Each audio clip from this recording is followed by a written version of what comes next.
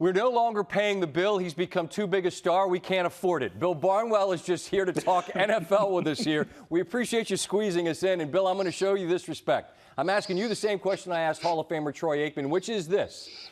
Most interested you are in finding out the answer to a question we've talked about all offseason. It can be about a player, can be about a team. What is it?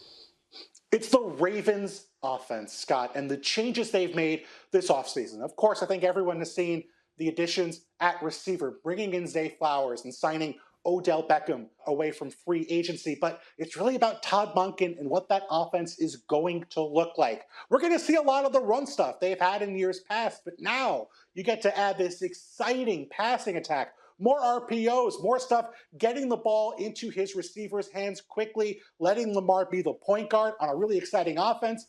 I want to see what that looks like in week one. Are they going to struggle? Or is it going to be like that Dolphins game from week one a few years ago where Lamar threw 5 touchdowns on the way to winning league MVP? It's interesting, Bill. Basically, a third of Lamar Jackson's touchdowns last year went to wide receivers. That percentage has to be higher this year. I'm with you. I think he could have a monster year coming. As for the slate, the Monday Nighter, I think, jumps off the screen, right? That's the best game. But there's more to it than maybe meets the eye. What's caught your attention about week one's schedule?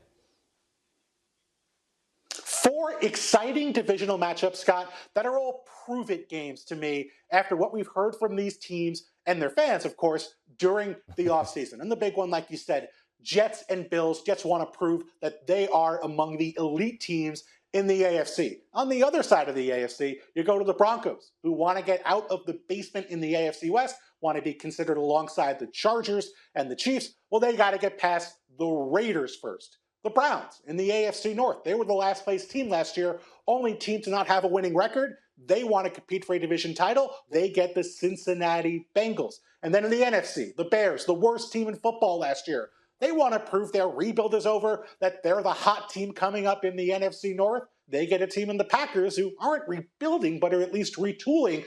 And we want to see which one of those two teams is the team coming up and competing, maybe surprising, for an NFC North title this year. Let's look at Panthers and Falcons. That's NFC South, right? Someone by rule has to win that division. Who do you like here as we talk in early September?